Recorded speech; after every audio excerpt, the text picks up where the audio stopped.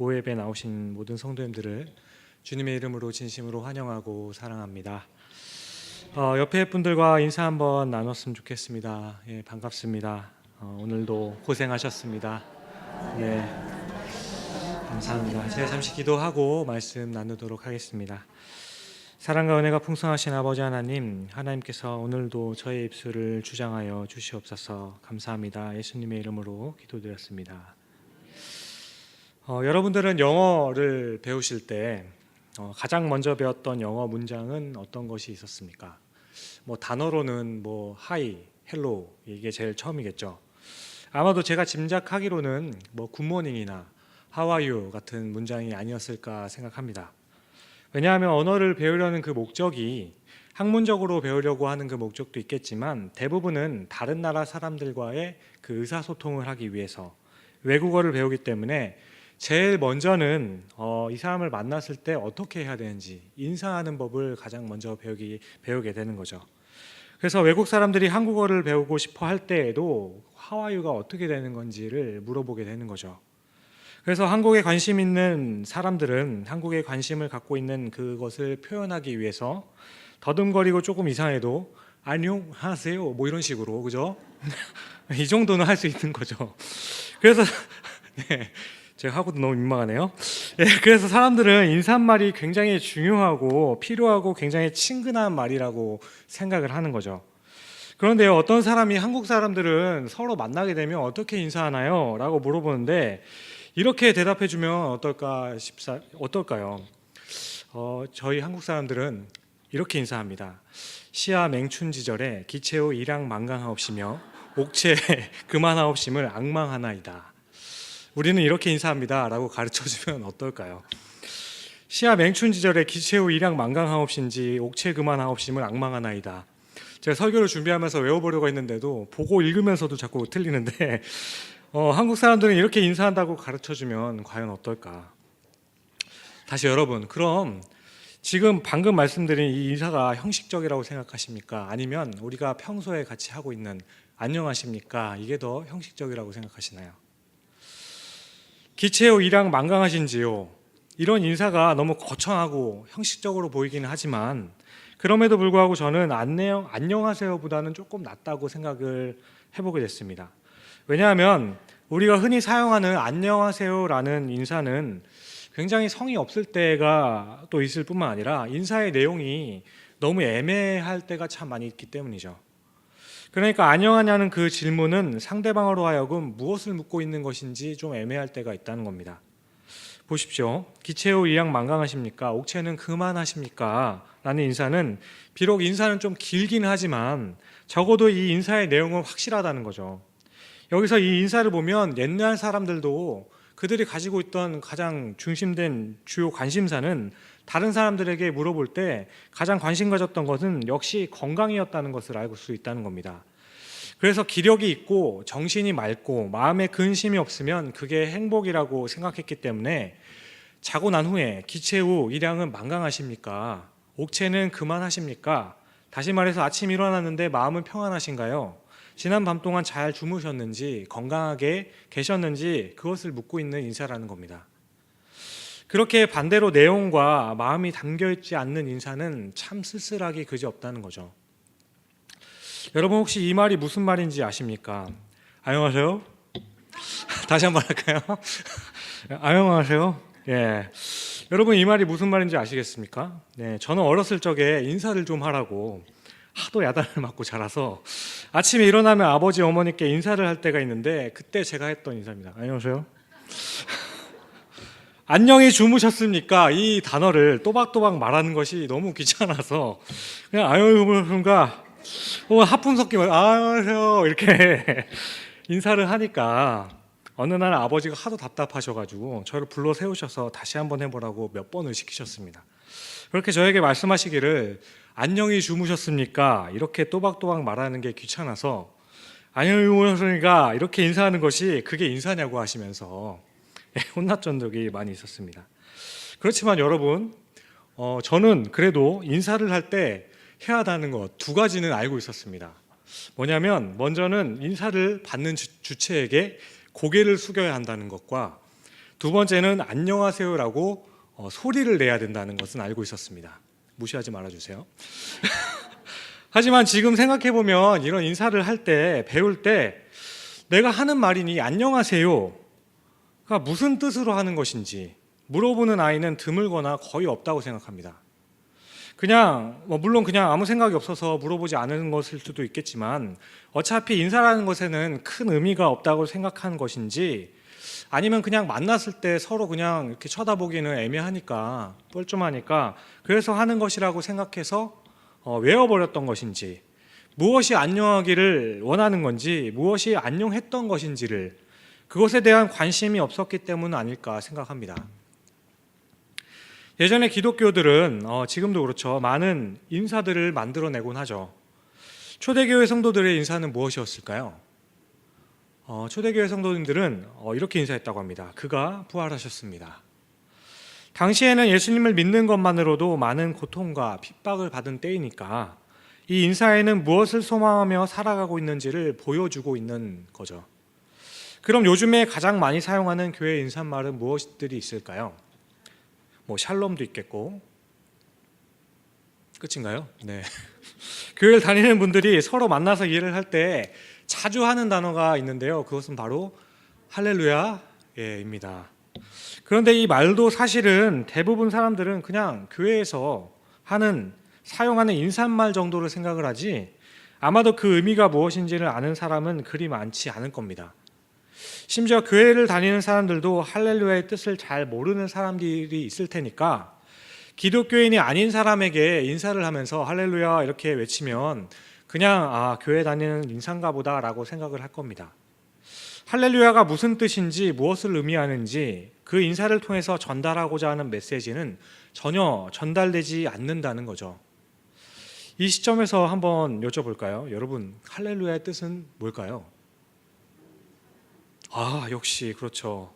너희는 여호와를 찬양하라입니다. 역시 우리 교회 성도님들은 굉장히 수준이 있으세요. 아무튼 오늘 본문의 말씀을 보셔도 아시겠지만 사도 바울은 여러 교회들에게 서신서를 쓸 때마다 썼던 인사말이 있습니다. 그것은 바로 은혜와 평강이라는 말이에요. 바울은 신약성경에 13개의 편지를 썼는데요. 이 13개의 편지에 빠지지 않고 나오는 말은 바로 은혜와 평강이라는 단어예요. 솔직히 오늘 본문 내용 중에서 하나님 우리 아버지와 주 예수 그리스도로부터 은혜와 평강이 너에게 있을지어다. 이 부분을 읽을 때 저는 그냥 인사말이겠거니 하고 지나칠 때가 거의 대부분이었습니다. 하지만 설교를 준비하는 가운데 깨닫게 되는 건 이 인사말에는 바울이 무엇을 가장 소중하게 생각하는지를 담고 있었습니다. 그리고 이 인사가 그 당시 사람들에게는 어떤 의미에서 은혜와 평강이라는 단어가 인사가 되고 위로가 되었는지 생각해보면 상당한 메시지일 거라 생각합니다.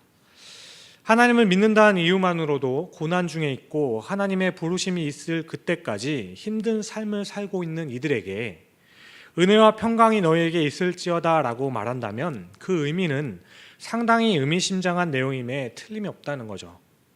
따라서 바울에게 은혜와 평강은 그냥 인사말이 아니라 어떤 상황에 있든지 자주 은혜와 평강이라는 말을 했기 때문에 이것은 그냥 의미 없는 인사말이 아니라 그의 철학이었고 신학이라고 보아도 될 것입니다.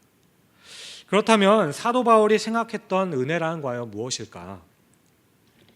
에베소서는 에베소에 있는 사람들에게 전하는 편지입니다. 그렇다면 당시 에베소에는 어떤 상황에 있는 사람들에게 편지를 썼고 바울은 무엇을 가르쳐 은혜라고 불렀던 것일까요? 이 단어의 의미를 파악하기 위해서는 먼저 당시 에베소의 상황을 좀 살펴봐야 되는데요. 간략하게 말씀드리면 이 당시 에베소에는 세계 7대 불가사의라고 불리는 아데미 신전이라는 곳이 있었습니다. 이 아데미 신전은 이집트의 피라미드와 버금가는 세계에서 가장 큰 신전 중에 하나이기도 합니다. 그만큼 하나님이 아닌 이방 신상을 섬기는 일에 가장 모범을 보였던 곳인데 바울은 2차 여행 때 고린도를 지나 에베소에 머물면서 3년 동안 사역을 하게 됩니다. 그때 바울 사도는 하나님의 도우심으로 바울이 가지고 있던 손수건이나 앞치마만 얻어도 그렇게 얹어도 병이 낫게 되었고 귀신도 떠나왔기 때문에 정말 엄청난 사람들이 개종을 했어요. 하나님을 믿기 시작했습니다. 그렇게 십수년 동안 섬겼던, 그렇게 진리로 알고 있었던 아데미 그 신을 버려버리고 마술책까지 다 불태워버리는 역사가 일어나죠. 그러다 보니 여기서 문제가 발생하는 거죠. 그것을 에베소에서 마술책을 만들고 그리고 아데미 신상을 만들어서 그것을 팔아서 먹고 살았던 그런 사람들이 바울의 사역 때문에 먹고 살아갈 길이 끊어지게 되니까 폭동이 일어나게 되는 겁니다. 이 폭동을 일으킨 그 숫자가 수만 명에 이르러서 이들이 그 에베소에 있는, 오늘날로 치면 체육관 같은 데서 소리를 지르는데, 그 소리가 얼마나 컸던지 그것으로 인해서 바울은 살아남기 위해서 에베소에서 도망치게 됩니다. 그렇게 그 사람들을 피해 도망가게 되는데요, 이 문제가 얼마나 컸으면 나중에 바울이 3차 전도 여행을 마치고 예루살렘으로 가는 길에도 에베소에는 들를 수가 없었어요. 그런데 여기서 더 문제는 이 정도의 상황이다 보니까 바울은 2차 저차에서 도망을 쳤죠. 괜찮았어요. 그런데 에베소에 그 남아있는, 계속해서 신앙생활을 하고 있는 그 하나님을 믿는 그 사람들이 문제였던 겁니다. 이들은 하나님을 믿는다는 것 때문에 엄청난 고난과 핍박 가운데 살아가고 있었다는 거죠.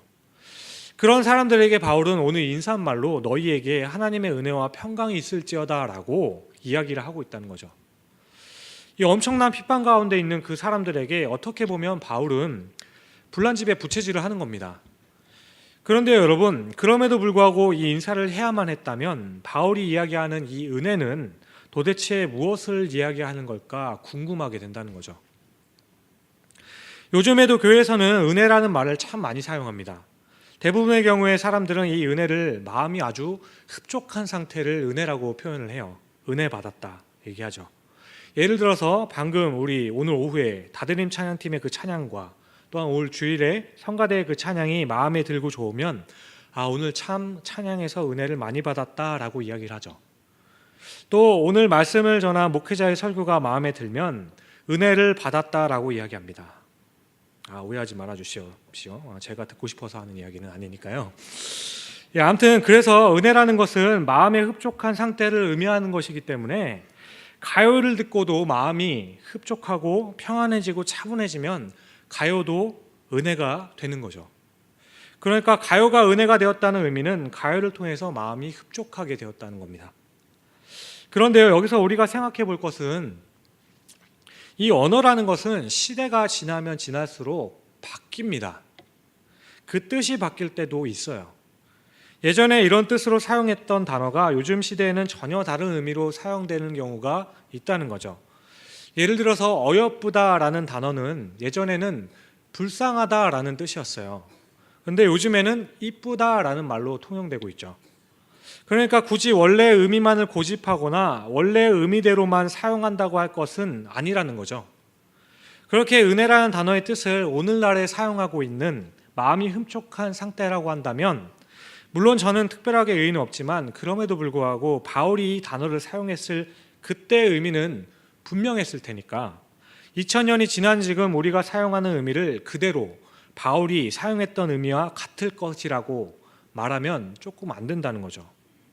바울이 어떤 의미로 사용했는지는 전혀 중요하지 않다고 말한다는 것은 단어의 의미를 잘못 해석할 수가 있다는 겁니다. 그래서 오늘 본문에서 말하는 은혜라는 단어의 의미를 살펴보아야 한다는 거죠. 물론 우리는 비록 매번 이 의미대로 사용하지는 않더라도 적어도 바울이 이야기하는 것은 무엇이었는지 궁금해하고 알아야 한다는 겁니다. 우선 바울이 이야기하는 은혜는 감정의 상태나 마음이 흡족한 상태를 말하는 것이 아닙니다. 바울이 오늘 이야기하는 이 은혜는 무조건 용서하고 받아준 사랑에서 임한 법적인 상태를 말하는 거예요. 뭔 소리야? 라고 하실 수 있는데, 다시 말씀드리면 전혀 받을 자격이 없음에도 불구하고 주어진 무조건적인 사랑, 이것이 바로 오늘 바울이 이야기한 은혜라고 말하고 있는 겁니다. 2014년도에 이런 영화가 한 편 개봉됐는데요. 그 사람, 그 사랑, 그 세상 이러한 다큐 형식의 영화가 개봉했었습니다. 이 영화의 내용은 예전에 손양은 목사님에 대한 일대기를 그린 건데요. 우리 손양은 목사님은 자신의 두 아들을 죽인 공산당원인 안재선이라는 사람을 죽이지 않고 판사와 그 사건을 담당한 사람들을 찾아가서 자신의 아들 둘을 모두 죽인 그 사람을 용서해 달라고 간구하죠. 그렇게 사정을 하고 결국은 그렇게 풀려난 그 사람을 자신의 양아들로 삼습니다. 그리고 그를 목회자로까지 키워내는 사랑을 보여줍니다. 오늘 바울이 말한 이 은혜는 바로 이것이 은혜라는 거예요. 이게 바로 은혜라는 겁니다. 내게 돌아올 것을 아무것도 기대하지 않고 내가 그것으로 얻게 될 것을 아무것도 기대하지 않고 그냥 상대방의 그 행복과 상대방의 필요를 채워주기 위해서 무조건적으로 베풀어 주는 것, 이것을 가르쳐 은혜라고 표현한다는 거죠. 하나님이 우리에게 베풀어 주신 구원도 바로 이 은혜입니다. 바울은 그의 유언과도 같은 편지인 디모데서에서 이렇게 고백합니다.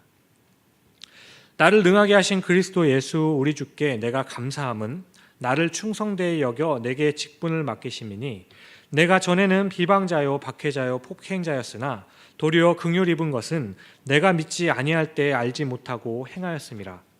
우리 주의 은혜가 그리스도 예수 안에 있는 믿음과 사랑과 함께 넘치도록 풍성하였도다. 바울이 고백한 이 은혜는 아무런 자격이 없는 자에게 아무런 조건 없이 주어진 그 사랑을 의미하는 것입니다. 바울은 에베소 사람들에게 이 은혜가 있기를 기원하면서 오늘 인사를 하고 있다는 거예요. 그런데요, 생각해보면 에베소에 있는 그 사람들은 그리스도의 그 은혜와 사랑을 이미 경험한 사람들이에요. 알고 있는 사람들입니다. 그럼 왜 바울이 이렇게 말하는 것일까? 오늘 사도 바울이 그 은혜가 너희에게 있기를 바란다는 말의 의미는 예수 그리스도의 그 무조건적인 사랑 때문에 지금 힘들게 겪고 있는 상황 가운데서도 그 고난도 이길 수 있고 어려움과 환난 가운데서도 오히려 감사하게 만들 수 있는 나의 삶 속에서 살아 움직이는 은혜가 여러분들에게 있습니까? 라고 물어보는 거예요. 사랑하는 성도님 여러분, 저번에 한번 말씀드렸던 것처럼 우리에게는 산소망, 살아 움직이는 소망이 있습니다. 그렇게 이 소망은 먼저는 하나님께서 우리의 죄를 용서하셔서 우리를 구원해 주시는 그런 구원의 소망입니다. 또한 우리로 하여금 그 은혜 때문에 고난 가운데 일어설 수 있게 만들고 무조건적인 사랑을 받았기 때문에 그 환난 가운데서도 그 감격으로 견디고 인내할 수 있게 만드는 그런 살아 움직이는 은혜가 우리에게 있다는 겁니다.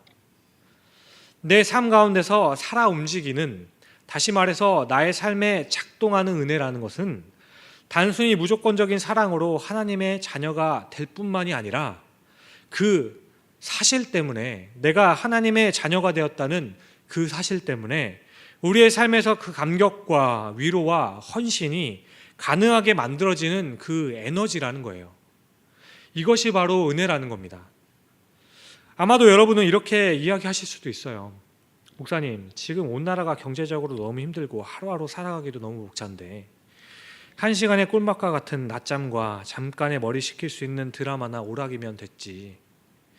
나중에 있을 구원이나 하나님의 무조건적인 사랑, 그게 무슨 그런 큰 의미가 있겠느냐고 말씀하실 수도 있습니다. 그렇죠. 알아요. 당장 하루하루가 불안하고 내일이 어떻게 될지도 모르는데 구원으로 인해 기뻐할 수 있는 사람은 참 그리 많지 않다고 생각됩니다.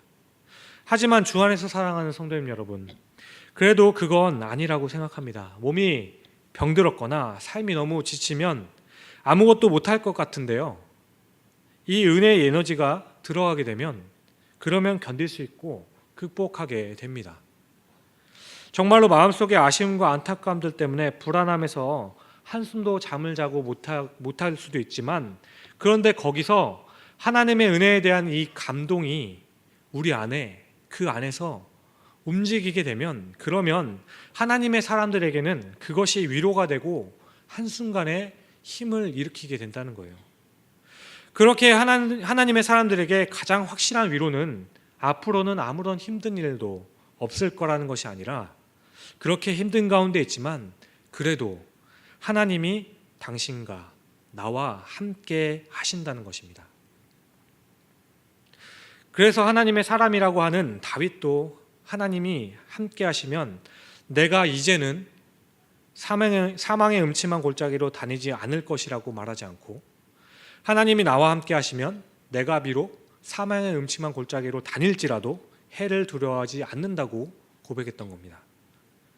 그러니 오늘 에베소에 폭동이 일어나서 뿔뿔이 흩어져 버린 그 그리스도인들에게 바울이 한 이 인사말은 이제는 고난이 없는, 그런 아프고 힘든 일이 없게 하는 그런 하나님의 은혜가 있기를 바란다, 그런 말이 아니라 그런 힘든 상황 가운데서도 오히려 담대하며 기뻐할 수 있는 그 하나님의 사랑이 너희 안에 확실하게 있기를 원한다고 이야기하고 있다는 겁니다.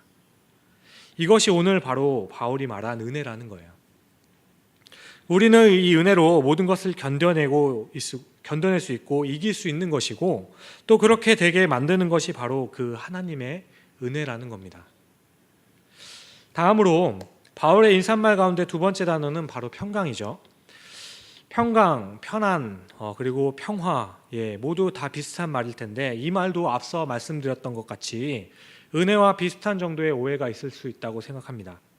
일반적으로 사람들이 생각하고 있는 그 평강이라는 것은 잔잔하고 흔들림이 없는 아주 고요한 상태를 가리켜서 평안, 평강, 평화라고 이야기를 합니다. 마치 이런 거죠. 모든 것이 잔잔한 것, 바람 한 점 없고 물은 그냥 잔잔하고 그곳에서 목자가 누워있고 풀을 뜯는 양들을 아주 사랑스럽게 바라보는 모습, 굉장히 편안해 보이죠.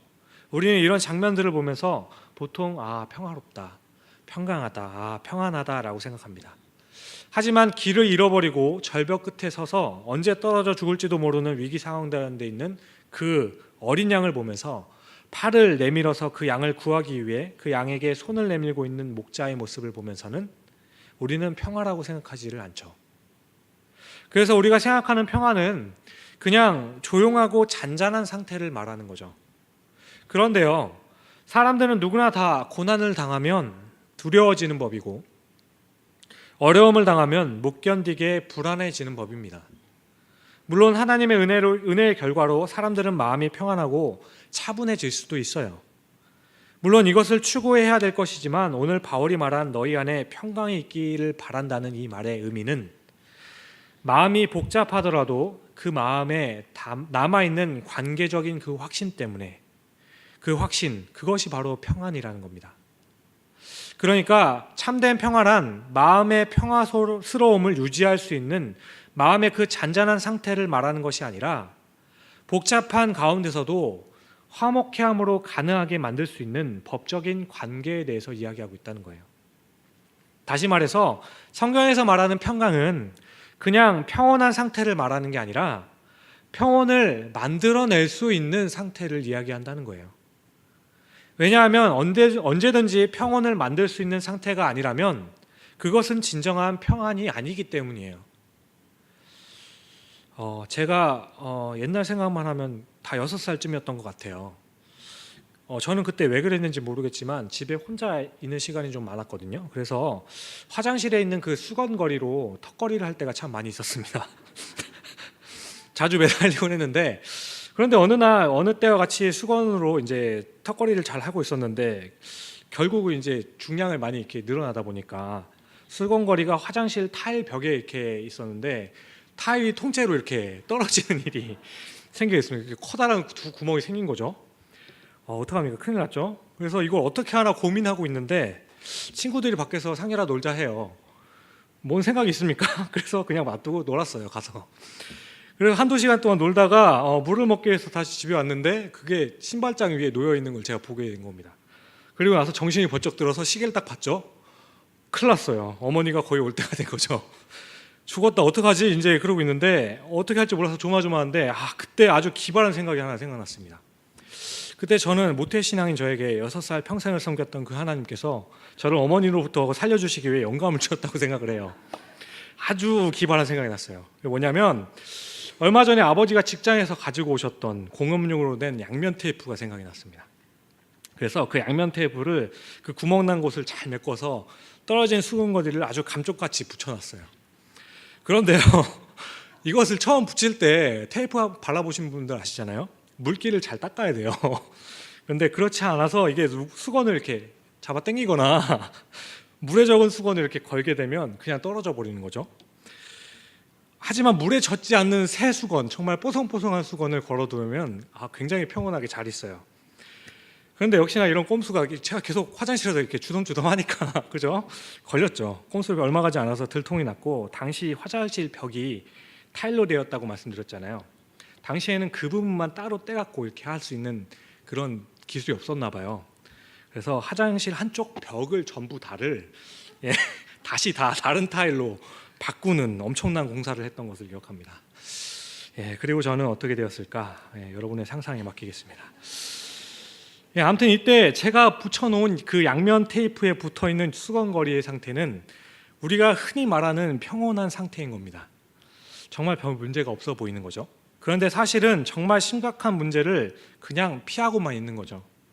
하지만 오늘 바울이 말한 이 평안이란 수건을 걸었던 그 구멍난 부분에 다른 타일로 바꾸어서 제대로 바꾸어서 더 이상 수건거리가 떨어질 염려가 없는 완벽한 상태를 말한다는 거예요.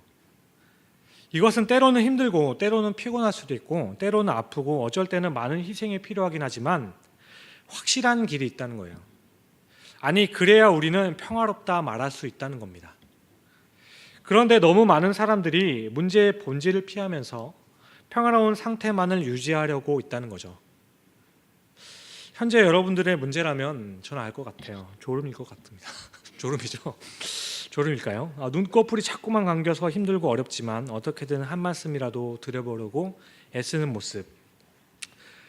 주일날 다른 먹고 사는 일을 위해서 포기해야 하는 것들과 싸우고 이렇게 교회에 나와서 하나님과 만나려고 하는 노력들, 그리고 지금 여러분들 가운데 말할 수 없는 각자가 가지고 있는 힘든 어려운 상황 가운데서 늘 걱정과 염려가 가득해도 내가 믿는 그 하나님이 나의 하나님이라는 고백이 있어서 하나님과의 관계는 문제 없어요. 오히려 저는 지금 더 하나님을 사모하고 사랑하게 되었습니다.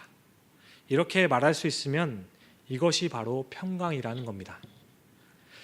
어렵고 힘들고 고통스럽고 여전히 내 마음속에는 요동치는 물결들이 있지만 그럼에도 불구하고 하나님이 나를 붙드시고 하나님이 나와 함께 하신다는 것을 내가 더 확실하게 알 수 있습니다. 지금 이렇게 말할 수 있으시다면 그게 바로 평안한 상태라는 겁니다.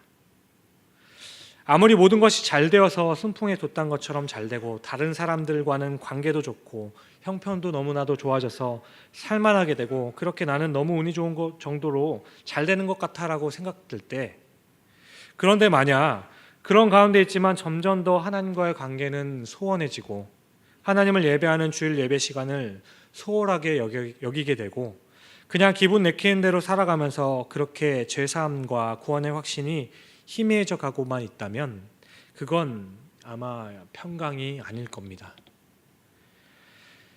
지금 내가 하나님과의 관계에서 하나님을 떠나 있는 것 같고 하나님을 깊이 생각하지 않는 것 같고 하나님과의 관계를 생각하면 그냥 불안하고 답답해서 그 하나님 그 뭔데, 그래서 차라리 그냥 잊어버리고 사는 게 낫겠다고 생각하고 적당히 그냥 그렇게 지내고 있는 모습을 우리는 평화롭다라고 말할 수 없다는 겁니다. 사도 바울은 힘들고 어려운 중에 있는 그 에베소 교인들에게 하나님 우리 아버지와 주 예수 그리스도로부터 은혜와 평강이 너희에게 있을지어다 이렇게 말한 것은 너희들의 마음이 좀 잔잔하고 그냥 안심되면 된다고 말하는 것이 아닙니다. 바울은 힘들고 어려운 상황 가운데 있을지라도 하나님과의 관계는 문제가 없기를 바란다라고 이야기하고 있는 거예요. 우리들에게 적용하자면 여러분들이 어디에서 무엇을 하고 있든지 간에 하나님과의 관계는 흔들리지 않기를 바란다라고 이야기하고 있다는 겁니다. 너 하나님의 사람아, 너는 과연 하나님과의 관계는 어떠한가 묻고 있다는 겁니다. 말씀을 맺습니다.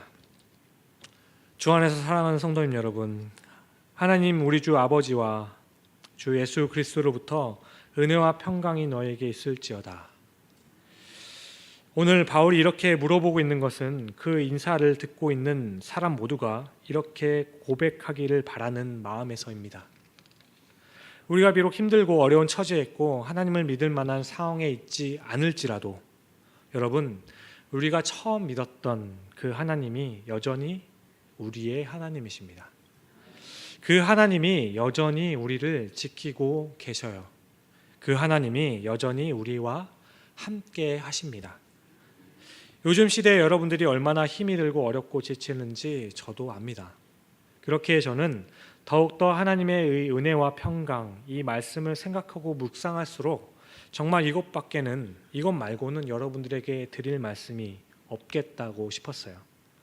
그래서 저는 오늘 이 세상으로 나아가는 여러분들에게 한 번 더 축복하고 싶습니다. 하나님 우리 아버지와 주 예수 그리스도로부터 은혜와의 평강이 그리고 여러분들에게 있기를 간절히 축원합니다. 이 무조건적인 사랑과 하나님의 그 무한하신 은혜가 여러분들에게 항상 함께 있기를 간절히 축원드립니다. 기도하시겠습니다.